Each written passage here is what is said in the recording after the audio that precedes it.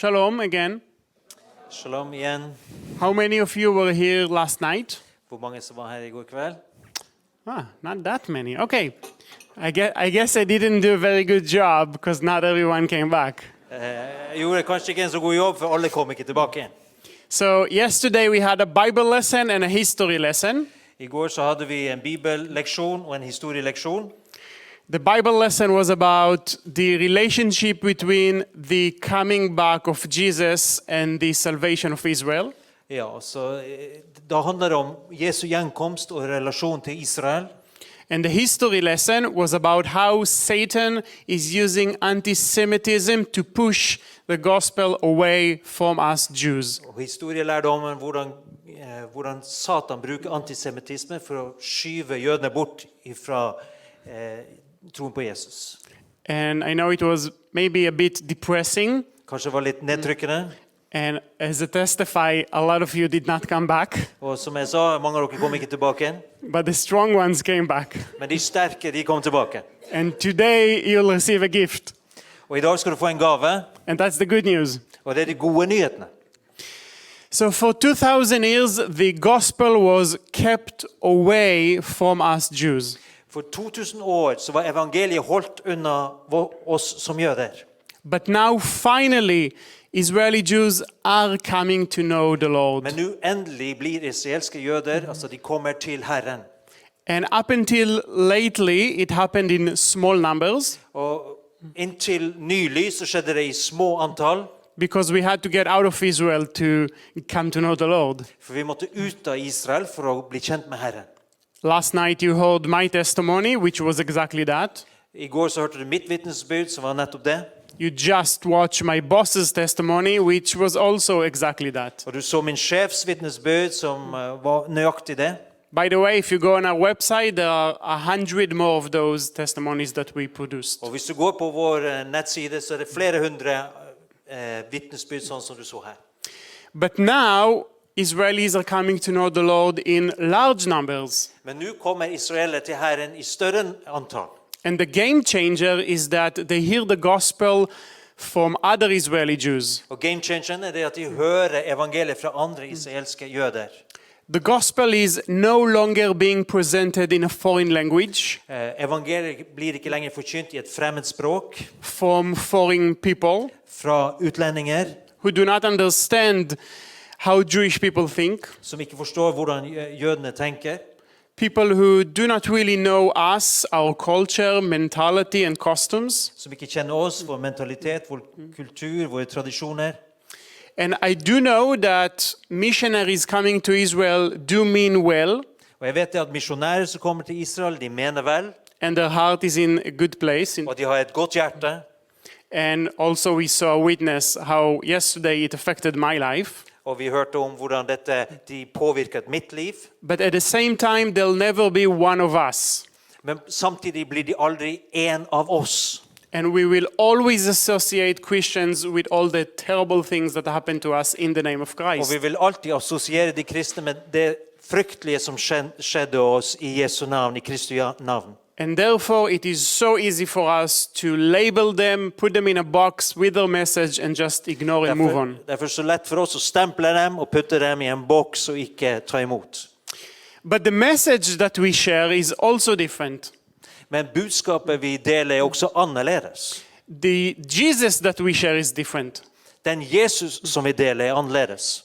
The Jesus that we share is not blonde. Den Jesus som vi deler ikke blond. He doesn't have blue eyes. Han har ikke blå øyne. He doesn't have a small nose. Han har ikke en liten nese. He's not a European Jesus. Han ikke en europeisk Jesus. And he's also not dead on a Roman Catholic cross for 2,000 years now. Og han har ikke død på en romersk-katolsk kors heller I 2000 år. We share with him somebody else. Vi deler med dem en annen. Yeshua. Yeshua. The Jewish Messiah. Den jødiske Messias. Who is an Israeli looking. Som ser ut som en israeler. With a big nose like mine. Som en stor nese sånn som min. Who is no longer dead. Som ikke lenger død. But alive and changing people's lives. Men han lever og forvandler menneskers liv. And that is a Messiah that they can relate to. Og en Messias som de kan relatere til. from their own perspective, fra sitt eget perspektiv. a Jewish perspective. Et jødisk perspektiv. So the pictures that they see in the movies of, a foreign European Jesus, Så de bildene de har fra film om en fremmed Jesus, is coming down, and instead, when they read about him from the New Testament, they see a strong Jewish character. så det bildet faller, og så når de leser fra Nytestamentet, så får de en sterk jødisk bilde eller karakter. So now, for almost 2000 years, finally, Så endelig etter 2000 år, the gospel is accessible to Jewish people in Israel. så er evangeliet tilgjengelig for jødiske borgere i Israel. And it's in their own language. Og det er på deres eget språk.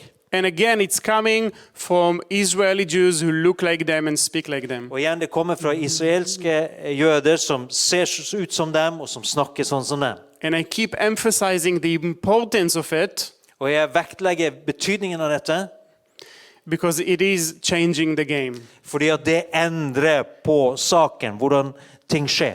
They don't look at us and say, oh, you are Gentiles from Europe, go back to where you came from. Så de ser ikke på oss som hedninger fra Europa og tenker liksom, dra tilbake der dere kommer ifra. It used to be an argument between Judaism and Christianity.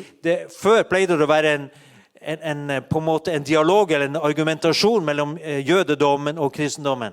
But now the argument is just like it was 2000 years ago, internal argument within Judaism. Men nå er det en diskusjon innad, altså innen jødedommen egentlig. Up until a few years ago, the Orthodox rabbis successfully blocked the message of the gospel from Israelis. Fram til bare noen få år siden, så de jødiske rabbinerne lykkes i å blokkere budskapet om Jesus. And they told the people of Israel about a different Jesus. Og de fortalte Israels folk om en annen Jesus. It's the Talmudic Jesus, Den Jesus fra Talmud, who they claim was a false Messiah, som de sier var en falsk Messias, who is now in hell, som nå er i helvete.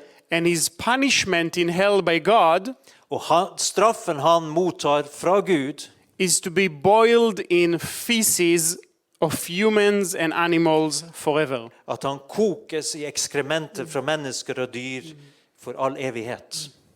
In their mind, he was somebody really bad, I deres tanke så var han en som virkelig var ille. and they tell Jewish people, look at the Christians, what do they do to us?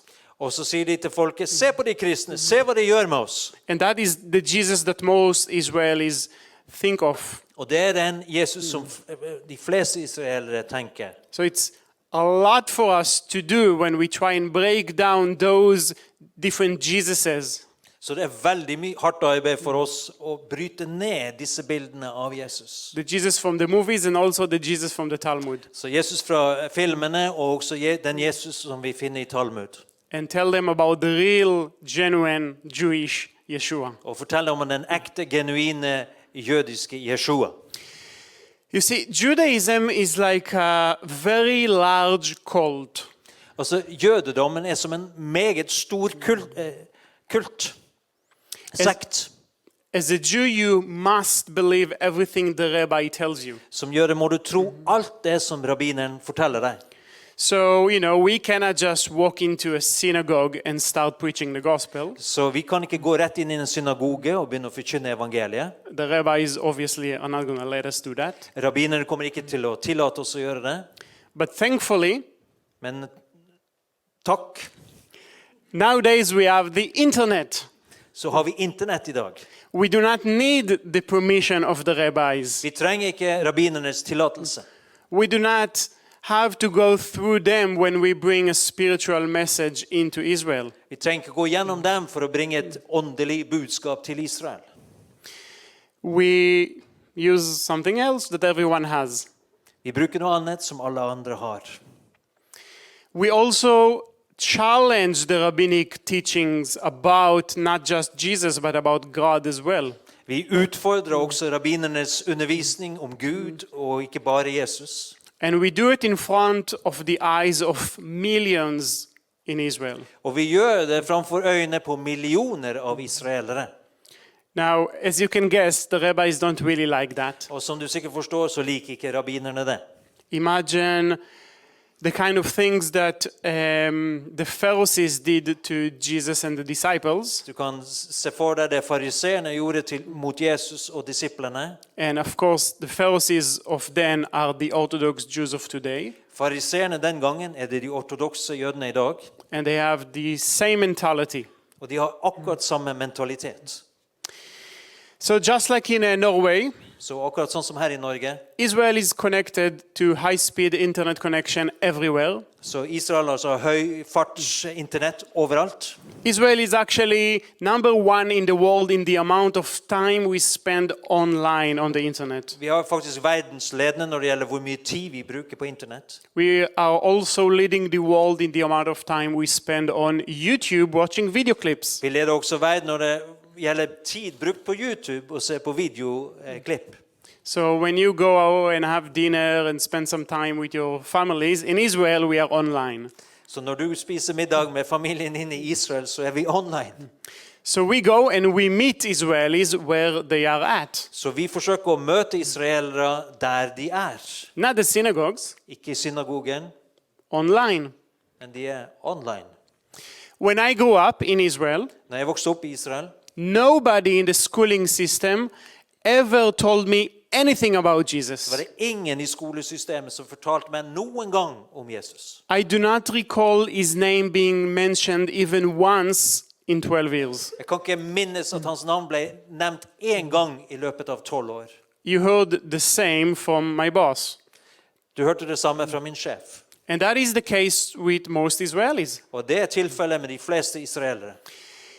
If, let's say, 15 years ago you did a survey on the streets of Israel, Hvis vi antar for 15 år siden at vi gjorde en undersøkelse på gatene i Israel, and you would ask 100 Israelis, og du spurte 100 israelere, have you ever read anything that Jesus said or read the New Testament? har du noen gang lest Nytestamentet eller noe av det Jesus sa?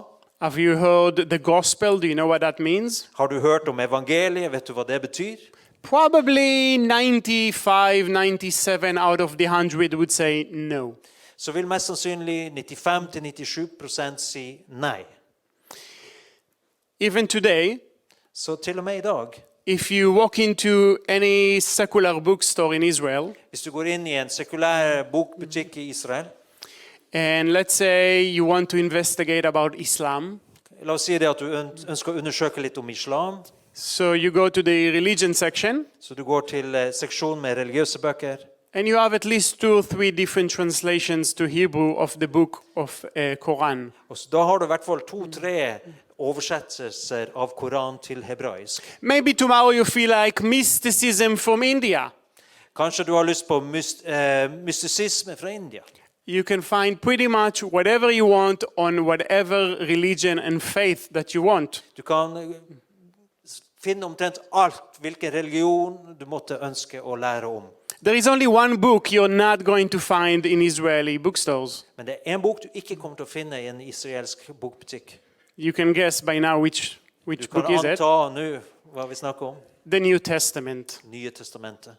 So, something that is very obvious for you that you take for granted, Så noe som helt åpent på for deg, som du tar for gitt, we have to go to and do the basics and offer the New Testament for Israelis. så vi må gjøre det helt grunnleggende. Vi må tilby Nytestamentet til israelerne. So we give them access in every possible way. Så vi gir dem tilgang på alle mulige måter.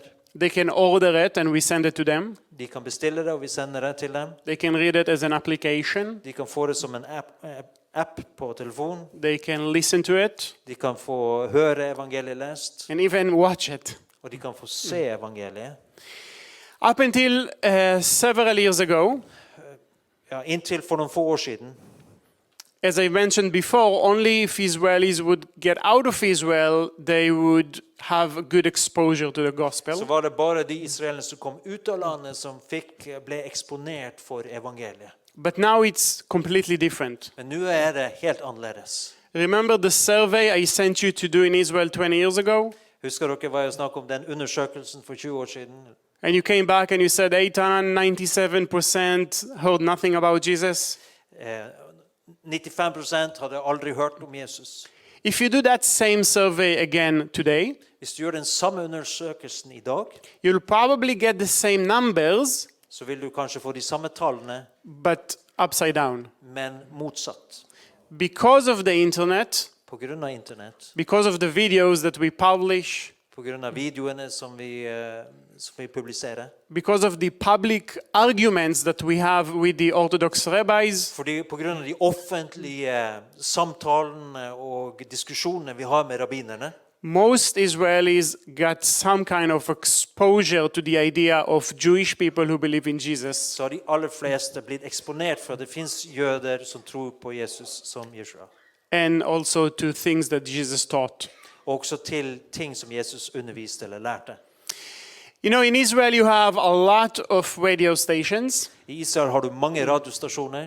Many of them are Jewish, many of them are Muslim. Mange er jødiske eller muslimske. But Christians are not exactly allowed to have their own Christian radio station. Men kristne er ikke tillatt å ha egen radiostasjon. So that is another thing that we do. We operate a radio station which is online. Det er noe annet vi gjør da. Vi har også en radiostasjon, men den er online.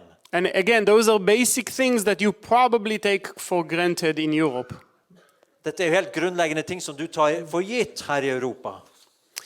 You know, the Orthodox rabbis always told the Jewish people that there is no such thing as a Jew who believes in Jesus. Du vet, de ortodokse rabbinerne har sagt at det finnes ikke noe sånn som en jøde som tror på Jesus. On the website of Chabad, they have one of the chief rabbis of Chabad. Ja, på nettsiden til Chabad, en av hovedrabbinerne der, Who was asked a question about Jews who believe in Jesus. han ble spurt et spørsmål om jøder som tror på Jesus, And his answer was, og svaret hans var, they don't really exist. de eksisterer egentlig ikke. Those are actually Gentiles who use Hebrew names. Det er også hedninger egentlig som bruker hebraiske navn. And if you look at them, they look different and they don't look Israeli. Og hvis du ser nærmere etter, så ser de annerledes ut. De ser ikke ut som de er israelere. And then he says this, Og så sier han følgende, a Jew who believes in Jesus en jøde som tror på Jesus is like a vegetarian who eats meat. er som en vegetarianer som spiser kjøtt. Okay? But again, they can no longer believe that. Men den troen kan de ikke lenger holde fast ved. So Israel is a nation of 9 million people. Så det bor altså 9 millioner i Israel. And our videos in Hebrew inside Israel had 40 million views to them. Og så videoene da på hebraisk inne i Israel hadde 40 millioner visninger. So they saw Israeli Jews just like them speaking in their language about Jesus. Og der ser de israelske jøder, akkurat sånn som dem, som snakker på deres språk om Jesus. So I think many people now believe that you can be a vegetarian who eats meat. Så nå tror jeg det er mange som tenker det at du kan være vegetarianer som spiser kjøtt. I'll share with you a little bit about the different kinds of videos and content that we produce. Jeg skal si litt om hvilke typer videoer og innhold som vi produserer. So remember, I just told you the rabbis teach that there is no such thing as a Jew who believes in Jesus. Så husk det at rabbinerne underviser at det finnes ikke noe sånn som en jøde som tror på Jesus. So we have a few category of testimonies that we produce. Så det er noen kategorier av historier, vittnesbyrd som vi lager. One category is in Hebrew. En kategori er hebraisk, The other one is in English. den andre er på engelsk, And we have over 150 of them. og vi har over 150 av dem nå. And only the testimonies have about 25 million views on them. Og bare disse vittnesbyrdene er det ca. 25 millioner visninger. That's only in Israel. Det er bare i Israel. And remember, it's a country of 9 million people. Og husk på at dette er et land med 9 millioner innbyggere. Now, in a second, I'll show you the videos. Ja, så med et lite øyeblikk skal vi vise dere videoene. And it's like a trailer about 1 minute of the English and then the Hebrew. Ja, så det er en trailer da på 1 minutt av hebraisk og engelsk. I want to tell you a story. I used to believe that Jesus was a Catholic God, God of the Gentiles. I imagined that Jesus was Italian. The New Testament was one of those books that I saw nuns reading on the subway. I was expecting to find a handbook on how to persecute the Jews. I'm reading a story written by Jews about Jewish people. One thing you don't do is you don't talk about Jesus. I'm gonna get ostracized. They're gonna think I'm crazy. And Are you out of your mind? You're not Jewish anymore. Absolutely not. Do not look into this. You are a traitor to your people. Jesus was the Messiah. He wants relationship. He wants fellowship. Believing in Jesus is the most Jewish thing I can do. I mean, to have a close relationship with God, the truth is worth it. Life with Yeshua would be worth it.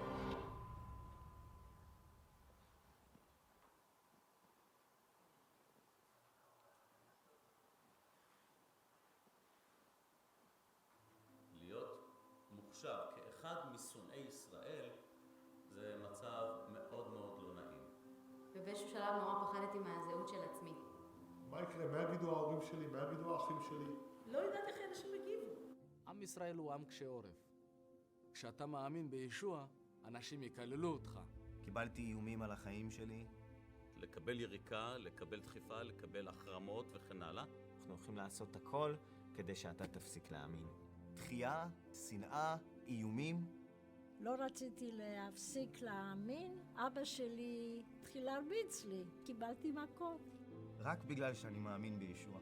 אסור לי לדבר על זה. ולכן האינסטינקט הוא להסתיר את זה. אף אחד לא צריך לדעת על זה. התביישתי בזה. זאת האמת. איך זה שעם שלם הולך אחרי הוראת שקר? האם מנסים להסתיר מאיתנו משהו? 2000 שנה משקרים לעם שלי. תקשיבו, ישוע. יהודי לחלוטין. הוא חיכה 2000 שנה. ישוע הוא אל שדי. הוא משלנו. הוא המשיח היהודי. הוא מת בשביל כולנו. ישוע קפץ למים להוציא אותי. הוא נתן לי חיים במוות שלו. איך אפשר לא לתת את החיים שלך בשביל מישהו שעשה דבר כזה בשבילך? אין מצב שאני אגיד לזה לא. האהבה הזאתי. אהבה מושלמת. אנשים זקוקים לישוע. איך אני יכול לשמור כזה דבר בסוד? אני יהודי שמאמין בישוע המשיח. כבר לא חיפשתי להסתתר. אני לא יכולה להתכחש בתוך תוכי. והחלטתי פשוט ללכת אחריו. אין יותר אמיתי מזה עכשיו, כבר כל המדינה יודעים על זה. הרגשתי חופשי, ממש חופשי וקל.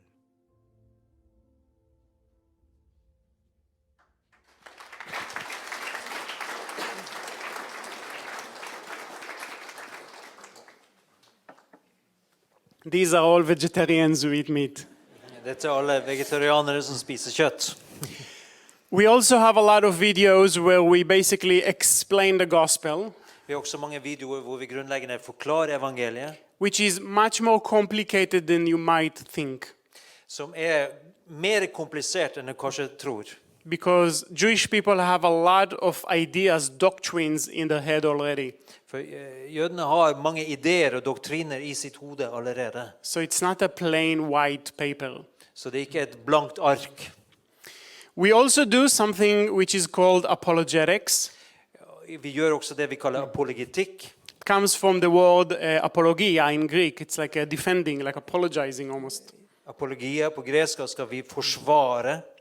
And what it means for us is that in Israel we have to defend our faith from two directions. I Israel så må vi altså forsvare troen fra to ulike retninger. Like here you have the secular and atheists. Sånn som her har du de sekulære ateistene. They don't even believe God exists. De tror jo da ikke at Gud eksisterer. Or maybe they are agnostic, it's some kind of a spiritual power. Ja, agnostikere, det finnes en eller annen slags åndelig kraft. But the bigger issue for us Men det større saken for oss is the rabbinic objections to Jesus. De rabbinske motstand mot Jesus. There is a discussion or debate between Judaism and Christianity for 2000 years now. Det en debatt eller en diskusjon mellom jødedommen og kristendommen i 2000 år. And many Israeli scholars actually say that Judaism developed as a response to Jesus and his disciples. Ja, og mange vitenskapsmenn sier at jødedommen egentlig utvikler seg som en respons til kristendommen. The doctrines of the Talmud of the Jewish rabbis are actually a response to our faith. Så Talmud, altså doktrinene til rabbinerne, er en respons egentlig til vår tro. And they have 2,000 years worth of objections against Jesus, against the New Testament, against Men har Christianity. de altså 2000 år med argumenter imot Jesus og alt vi lærer. So we have to do a lot of those kind of videos where we show the objection and answer the objection. Så vi lager mange videoer hvor vi viser da altså det de spørsmål eller det de sier imot, og så må vi da komme med et svar eller en forklaring. And after apologetics, there is something called polemics. Og etter apologetics er noe polemikk. Polemics is when you attack. Og det er mer når du angriper. You don't attack people. Du angriper ikke mennesker. You attack concepts, ideas, doctrines. Men doktriner, ideer, tankebygninger. Because if you try and share the gospel with a Jewish person, For hvis du forsøker å dele evangeliet med en jødisk person, he's most likely to tell you, maybe it's good for you. så kommer han mest sannsynlig til å si, ja, dette er greit, bra for deg. But I have my own way. Men jeg har min egen måte. And it's perfect. Og den er perfekt. So Judaism, or should I say Orthodox Judaism, Så ortodoks judaisme, jødedom, is based on a concept er grunnlagt på en idé. Which called the oral law. Altså den muntlige loven. So if we say God gave the law, så hvis vi sier at Gud gav loven, which we see in the Pentateuch, så vi ser i Pentateuch, altså i Moseloven, the Orthodox would say yes, that too. Så vil de ortodokse si ja, det også. But God also gave another law. Men Gud ga også en annen lov. And the second law is called the oral law. Og den andre loven er den muntlige loven. Which was not written. Den ble ikke skrevet. It went from one person to another. Den gikk fra en person til den andre. All the way from God, Moses to the rabbis. Fra Gud til Moses til rabbinerne. And basically it holds two things inside. Og det er grunnleggende to ting inni her. All the rabbinic traditions that you see Jewish people keep. De rabbinske tradisjoner som du ser at jødene holder. And also, let's say, an interpretation or commentary on the written law. Men også en kommentar eller tolkning av den skrevne loven. How many of you have a commentary on the Bible at home? Hvor mange er det som har en kommentar i Bibelen hjemme? Good. Okay, I have like 40 of them. Imagine somebody told you that commentary is actually an oral law from God. Kan du forestille deg at noen sier at den kommentaren er altså en muntlig lov fra Gud? So that is what Jewish people believe. Så det er det jødene tror. Now, here, this is how it works. Og det fungerer da på denne måten. If I want to worship God and follow God as a Jew, hvis jeg vil tilbe Gud og følge han som en jøde, and I want to do it through the written law, og vil gjøre det gjennom den skrevne loven, I have to go through the oral law that explains to me the written law. Så må jeg gå gjennom den muntlige loven som forklarer den skrevne loven. Who has the oral law? Som altså, who holds the oral law? Ja, som holder da den muntlige loven. The Orthodox rabbis. De ortodokse rabbinerne. So for a Jew to follow God, he needs to actually follow a rabbi. Ja, så for en jøde skal følge Gud, så må han følge en rabbiner. You cannot follow God unless you follow a rabbi in Judaism. Så i jødedommen kan du ikke følge Gud hvis du ikke følger en rabbiner. And the rabbi will teach you how basically to keep those traditions. Og en rabbiner vil grunnleggende fortelle hvordan du holder disse tradisjonene.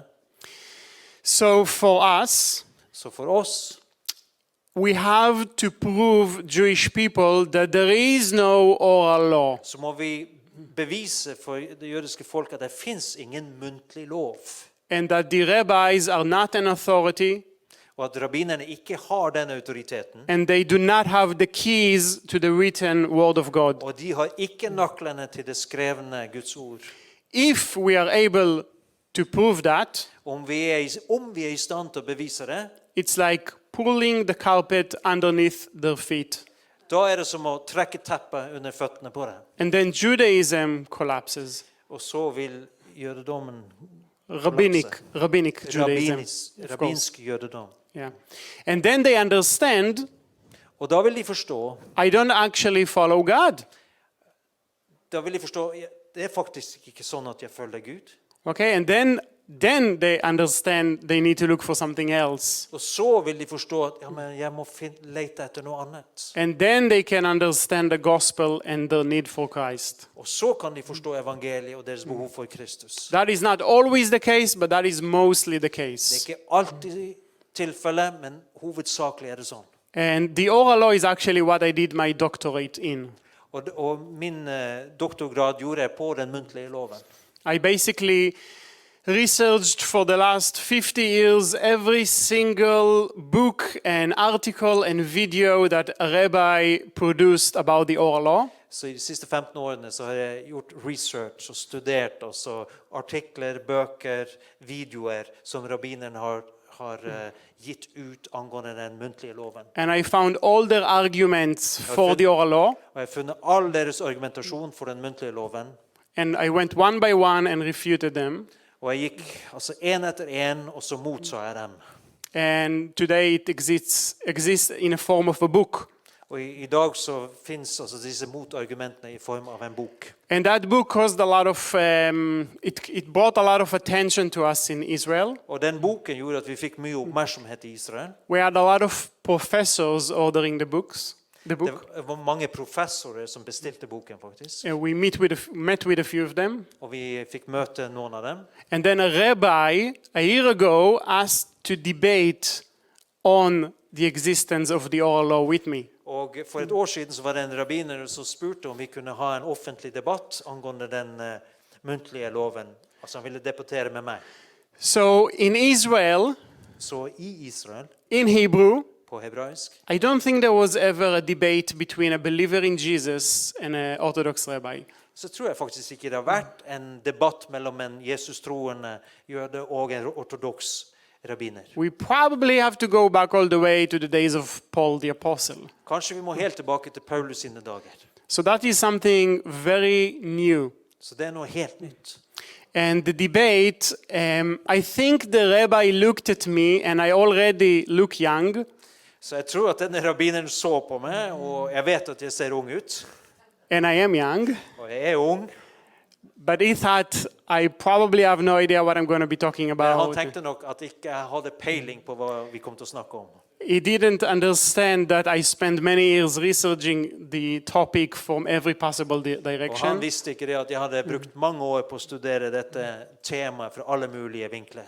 And I could not hope for a better performance from him. Og jeg kunne ikke ha bedt om en bedre dårlig forestilling av han. Some people even said that they think it's an actor that we stick a beard to.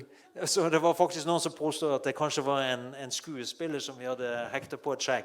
Because he really did a bad job. For han gjorde det virkelig dårlig i debatten. But leave the content aside. Men la oss legge det litt til side. What was the most crucial part for me was actually in the very beginning. Men det som var det viktigste for meg var det som var helt i begynnelsen. Before we started to debate, før vi begynte debatten, I told them, listen, Chaim. Så sa jeg, hør etter, Chaim. Yeah, that's his name. Yeah. Life. This is, for me, a conversation within Judaism. Så jeg sa til han, for meg så er dette en samtale innenfor jødedommen. You are not my enemy. Du er ikke min fiende. You're a friend and I love you. Du er en venn, og jeg elsker deg. And to my surprise, he told me, I love you too, and I see you as a Jew. Og til min overraskelse sa han at jeg elsker deg også, jeg ser på deg som en jøde. So if all people did was to watch the first 5 minutes of the debate, Så om folk så bare fikk med seg de 5 første minuttene av debatten, that's more than enough for me. det var mer enn nok for meg. These are just a few examples of the kind of content and videos and things we produce. Dette er bare noen få eksempler på det innholdet og den type videoer som vi lager. Ever since we started about 7 years ago, Og helt siden vi startet for 7 år siden, we saw Jewish people, but also Arab people coming to know the Lord. så har vi sett jøder, men også arabere komme til Herren. And it's almost amusing, funny, Og det er ganske morsomt. because the Arabs are so shocked to see Jews believing in Jesus that they start to go on a spiritual journey. Så araberne er så sjokkert over å se jøder som tror på Messias, at de begynner på sin åndelige reise. So remember, well, some of you remember yesterday, Noen av dere husker fra I går, I told you that with the re-establishment of the State of Israel in 1948, at jeg fortalte det at med altså etableringen av staten Israel I 1948, about 75 years ago, omtrent 75 år siden, you had about 30-35 Jewish believers in Yeshua in Israel. da var det altså 30-35 jødiske troende I Yeshua I Israel. It's difficult to know how many today. Det er vanskelig å vite nøyaktig hvor mange som finnes I dag. A lot are outside of the churches, Mange av de utenfor kirkene. but to my estimation, it's at least 30,000 believers. Men ifølge min egen beregning så det minst 30,000. So from 30 to 30,000 in 75 years, it's not bad. Så fra 30 til 30,000 på 75 år ikke så gærlig. You might not know it, but in the Holocaust, Du vet kanskje ikke det, men I løpet av Holocaust about 200,000 Jewish believers in Jesus died. så var det ca. 200,000 jøder som trodde på Jesus som ble drept. For us Jewish believers, we had to start from scratch. Og vi som jødiske troende måtte begynne helt fra scratch igjen. I just told you that there is a huge amount of Israeli believers who do not attend congregations. Og jeg sa det at det en stor andel av de jødiske troende som ikke går I noe menighetssammenheng. And there's quite a few reasons for it. Og det flere årsaker til det. But because they don't come, Men fordi at de ikke kommer, we started to do events, young adult events. så begynte vi å gjøre altså ungdomseventer. So before COVID, we started those. Så vi begynte med det før covid. And the first one, about 80 people came. Og den første kom det ca. 80 stykker. 140, 140. 180, Så kom det 180. 220. 220. We got to 400. Og vi kom helt opp til 400. And next month, we are expecting 600. Og neste måned så forventer vi 600. And this is a place for believers, non-believers, seekers, new believers to come and Ja, experience. og dette et sted hvor troende, ikke troende, de som søker, kan komme. Water break.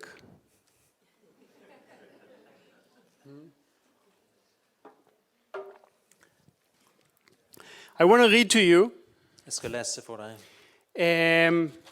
a testimony, et vitnesbyrd. actually a few of them.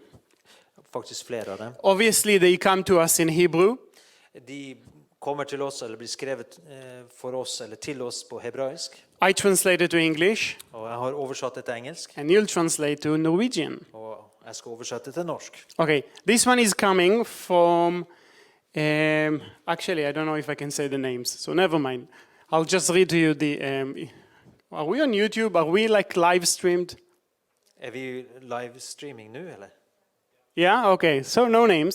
Så da tar vi ingen navn. I'll just read, okay. I didn't used to really know anything about Yeshua or Christianity. Jeg visste ingenting om Yeshua eller kristendommen. And definitely didn't know that it was possible to be Jewish and believe in Yeshua. Og bestemt så visste jeg ikke at det var mulig å være jødisk og tro på Yeshua. Like everyone else, I got to the age of graduation, Som alle andre så kom jeg til en alder da jeg skulle uteksamineres, where everyone goes travel to find themselves. hvor alle da begynner å gå gjennom litt trøbbel og prøve å finne seg selv. And I'm only 19 years old. Og jeg er bare 19 år gammel. But I've already tried and gave up on atheism, Buddhism, and Orthodox Judaism. Men jeg har allerede prøvd ateisme, buddhisme og ortodoks judaisme. And even gave up on living as a secular. Og jeg har også gitt opp det å leve som en sekulær. I always searched because I knew that what they used to teach me wasn't the truth. Jeg har alltid vært på leiting, fordi at jeg visste det at hva de har lært meg var ikke sannheten. And then I came across your videos on YouTube. Og så ble jeg gjort kjent med deres videoer på YouTube. And because I thought they are about Christianity, og fordi at jeg tenkte at de handler om kristendom, and then I suddenly thought, wait, are they talking about Judaism? Og så tenkte jeg, vent litt, snakker de nå om jødedom? So I was confused. I didn't understand at first. Så var jeg litt forvirret. Jeg forstod ikke det med en gang.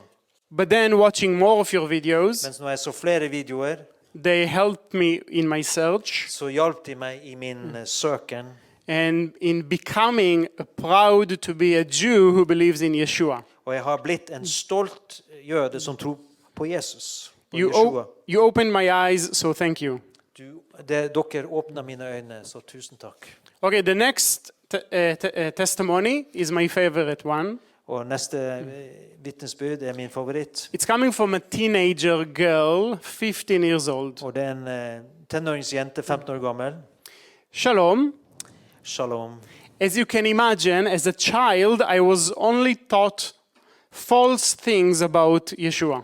Om du kan tenke deg, så var jeg som et barn, så ble jeg kun lært falske ting om Yeshua. 2 days ago, we've learned in history class about how 2,000 years ago a new religion began, Christianity. 2 dager siden på stolen i historietimen så lærte vi om at en ny religion ble startet for 2000 år siden. Kristendommen. I was amazed to hear how much compassion Yeshua had. Og jeg var forundret over å høre hvor mye medfølelse Yeshua hadde. And I was amazed that there is a teacher in Israel that teaches something about Yeshua. Og jeg var forbauset over at det finnes en lærer i Israel som sier noe om Yeshua.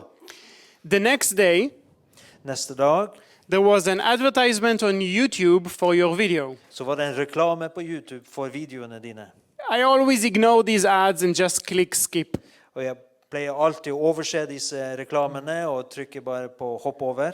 But I decided I do want to watch the whole thing. Men så bestemte jeg for at jeg ønsker å se hele greiene. So I did. Så det gjorde jeg. It really grabbed my attention. Og det fikk virkelig tak på min oppmerksomhet. So then I ended up watching 50 more. Så da så jeg 50 videoer til. We have a name for it, binging, right? Binging, yes. I have made a decision. Jeg har tatt en bestemmelse. Truth is on your side. At sannheten er på din side. And Rabbinic Judaism I grew up with around me is full of agendas, false teachings, and is basically a man-made religion. Og at den rabbinske judaismen som jeg vokste opp med er full av agendaer, falsk lære og er grunnleggende en menneskereligion. I don't really have a unique story to tell. Jeg har egentlig ikke en unik historie å fortelle. But I saw the truth and I cannot look back. Men jeg så sannheten, og jeg kan ikke se meg tilbake lenger.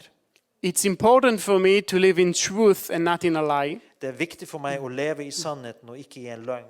Now, although I'm still in high school, så selv om jeg fremdeles går på ungdomsskolen, and I don't know any other Jewish believers in Yeshua, og jeg ikke kjenner noen andre jødiske troende som tror på Yeshua, and I know people will tease me and be upset with me if they knew that I believe in Yeshua. Og jeg vet at folk vil erte meg og være sint på meg hvis de ble kjent med at jeg tror på Yeshua. It is important for me to find out how to live as a follower of Yeshua. Så det er viktig for meg å finne ut hvordan jeg kan leve som en Yeshua etterfølger.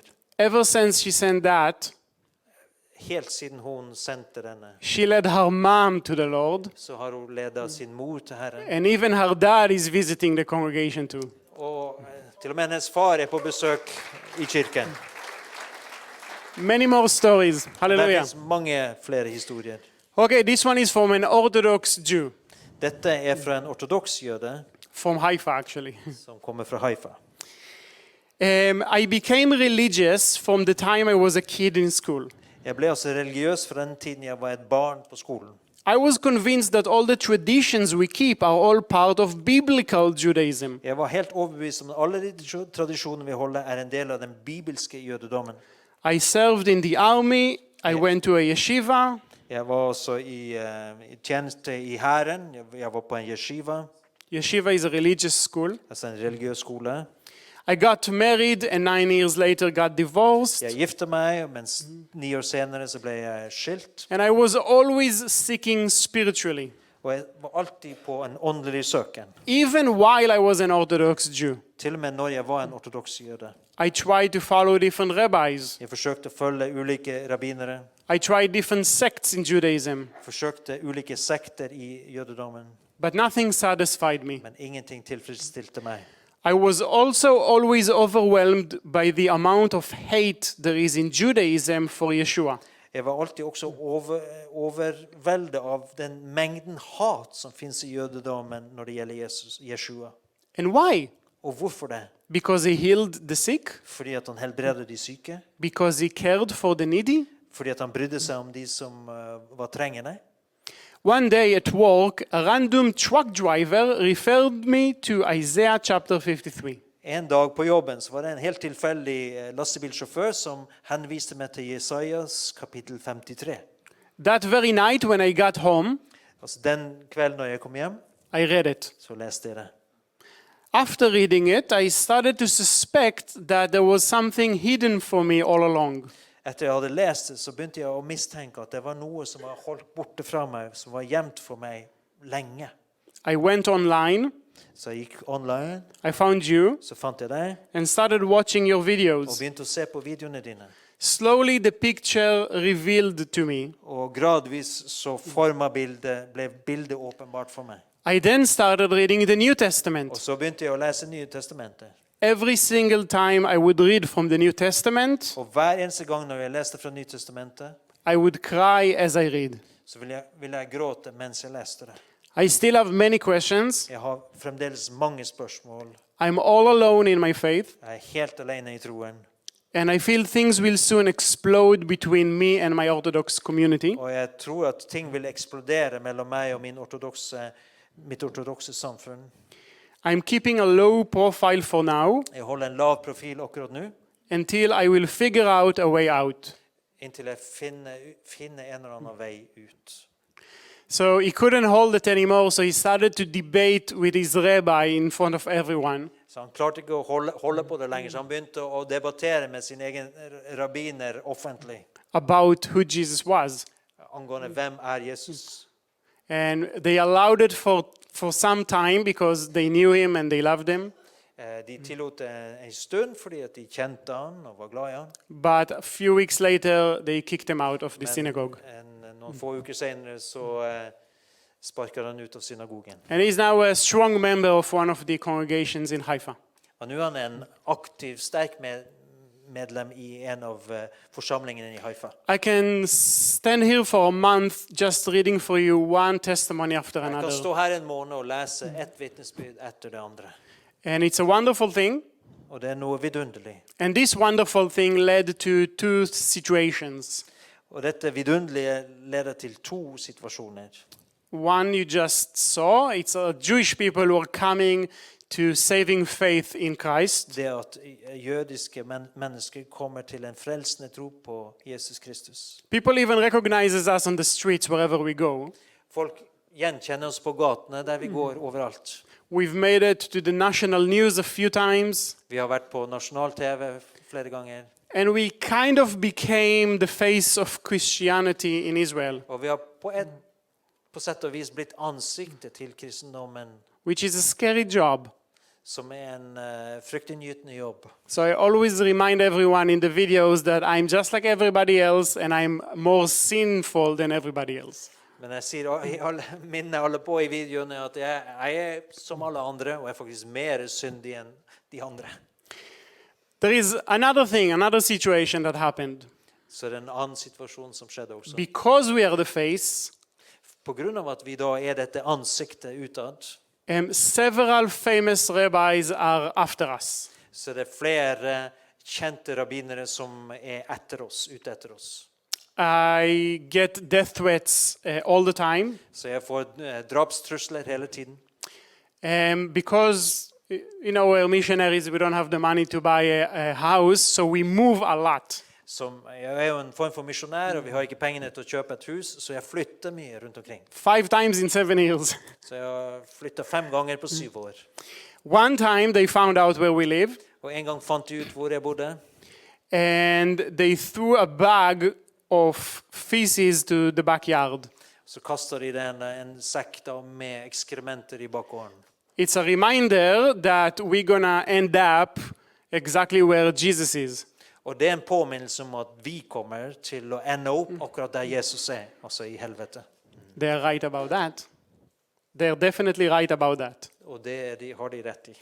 We are gonna end up where Jesus is.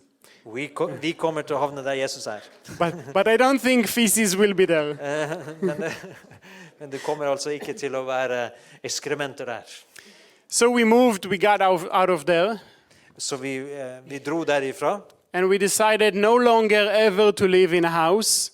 Så vi bestemte oss for ikke bo i et hus. We found an apartment on a high rise. Ja, vi fant oss en leilighet i en høy blokk. High enough so nobody can throw anything. Så høyt at ingen klarer å kaste noen ting. Once again they found out where we live. Og enda en gang fant ut hvor vi bodde. So they printed out leaflets, pamphlets. Ja, så de trykte ut altså da pamfletter, kan vi si. Ja. And they flooded the neighborhood with pamphlets. Og de spredde det ut over hele nabolaget. With faces, names and a lot of lies about me and my family. Ansikt, navn og masse løgner om oss. Another time they broke my car. Ja, en annen gang så ødela de bilen min. I drive a car from 12 years ago. Så jeg kjører altså en bil som 12 år gammel. And everyone tells me, isn't it time to get another car, a new car? Og alle spør meg, ikke det på tide å få seg en ny bil? I tell them, how painful it will be for me if I get a new car and they mess with it again. Men så pleier jeg å svare, vet du hvor smertefullt det blir for meg hvis jeg får en ny bil og de ødelegger det nå? So I love my little Seat. Ja, så jeg elsker min lille Seat. In their videos, they lie about us a lot. I videoene deres så lyger de masse om oss. They spread a lot of fake news. Og lager mange falske nyheter. One rabbi just a few months ago in a video told a story about me. En veldig kjent rabbiner sa bare for noen måneder siden laget en video om meg. He said that I had a debate with a rabbi in a coffee shop many years ago. Han sa det at jeg hadde hatt en debatt med en rabbiner i en kaffe, altså kafé for mange år siden. And I started losing. Og da var jeg altså i ferd med å tape debatten. And I got so upset. Og jeg ble så sint. And I beat him up. Så jeg slo han. And another version of that story says that a friend of mine, Moti, actually pulled the beard from his face. Og i en annen versjon av den historien så en venn av meg, Monty, de påstår da at han dro skjegget av han. Now, if anyone is wondering, men hvis det er noen som lurer på det, we didn't do it. Så kan jeg si det, vi gjorde det ikke. Lately, we got taken to court. Og så vi ble også da blitt anmeldt. An Orthodox Jewish family decided to sue us. En ortodoks jødisk familie bestemte seg for å ta oss til retten. Their teenage son came to know the Lord. Deres tenåringssønn ble kjent med Herren. And that got the entire family very upset. Og det fikk hele familien veldig sinte. And then they decided to sue us. Og så bestemte de oss å ta oss til retten. And about 2 weeks ago, there was was supposed to be the first appointment. Ja, så for 2 uker siden så skulle det være det første møtet. In Israel, we don't have a jury; it's just a judge. I Israel så har vi ikke en jury, det er bare en dommer. And the judge was religious. Og denne dommeren var også religiøs. So we were really afraid. Så vi var virkelig redde.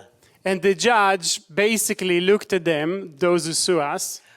Mens dommeren så på dem da, som gikk til sak mot oss. And she said, "You must be kidding me. Og hun sa, hva er det dere holder på med? You're trying to touch freedom of speech and freedom of religion. Prøver dere å røre ved altså friheten, talefriheten og religionsfriheten? And then she said, I give you a few days to resubmit your papers and change what you're suing. Så dere får noen dager på å endre på saken, hva innholdet i hva dere går til sak på. That was a hint for them to withdraw. Det var et hint til dem om å trekke saken. They didn't get the hint. De skjønte ikke hintet. So they resubmit. Så de ga igjen en ny anmeldelse. So she basically said, I'm canceling the entire lawsuit, I'm fining you, and I'm giving you a fine to pay one for Israel as well. Så denne damen sa det at jeg kansellerer denne anmeldelsen og gir dere en bot så dere skal betale. But it's only a matter of time. Så men allikevel så det bare et tidsspørsmål. Until something like that will happen again. Før noe som dette skjer igjen. Many times they do stuff like hacking my personal email account and talk to people in my name. Ja, og noen ganger så tar de over min personlige e-mailkonto og skriver og sier ting som om de meg. And the list continues. Og så fortsetter, listen bare fortsetter. But it's important for me to emphasize Men det viktig for meg å vektlegge that none of us hate them. At det ingen av oss som hater dem. We love them. Vi elsker dem. It's the people we serve. Det er jo det folket vi skal tjene. And I'm willing to give up my own life right now just to see them getting saved. Og jeg er villig til å gi opp mitt eget liv bare for at de skal bli frelst. I want to end with a challenge. Jeg vil ende dette møtet med en utfordring. I know you're praying for the peace of Jerusalem. Jeg vet at du ber om fred for Jerusalem. I actually heard you praying for the peace of Jerusalem. Jeg har hørt at dere ba om fred for Jerusalem. When you pray for the peace of Jerusalem, når du ber om fred for Jerusalem, remember that true peace så husk på at sann fred is only to be found in the Prince of Peace, finnes kun i fredsfyrsten, which is Yeshua. Som Yeshua. So if you want to see peace in the Middle East, så om du vil se fred i Midtøsten, you need to pray that Jews and Arabs will meet the Prince of Peace in the Middle East. at jøder og arabere møter fredsfyrsten. So this should be the heart. Somebody said yesterday, så dette må være hjertet. Noen sa i går, something that I decided to steal from him. Somebody said something yesterday that I decided to steal from him. Noen sa i går noe som jeg bestemte meg for å ta fra dem. He said that if the best gift that you have is Christ, han sa at hvis den beste gaven du har er Kristus, that is also the best gift you can give to Jews in Israel. Så det er også den beste gaven du kan gi til jøder i Israel. Well, and actually to everybody. Men det gjelder jo til alle sammen. So when you are thinking about blessing Israel, så når du tenker på det å velsigne Israel, the best way to bless Israel den beste måten å velsigne Israel på, is with Jesus himself. Er med Jesus selv. Tusen takk. Tusen takk.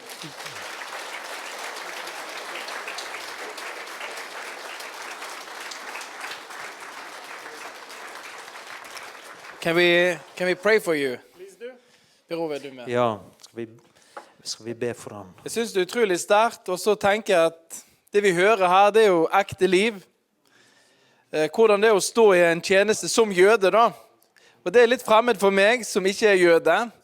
Men Eitan er jøde, israeler, står i dette, og deler hjerte og liv med oss. Og vær med å be for han, og alle de som er jøder og tror på Jesus i Israel. Vær med å be. Kjære Jesus, jeg takker deg for Eitan, One for Israel, familien hans, tjenesten og hjertet hans for deg, Herre. Må du velsigne han i den tjenesten han står i. La han få kjenne at du er med, at du går med han.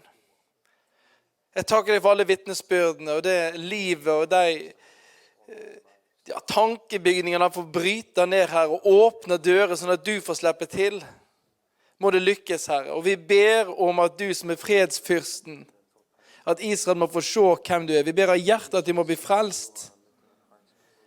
Må du velsigne den tjenesten han står i Jesu navn. Amen.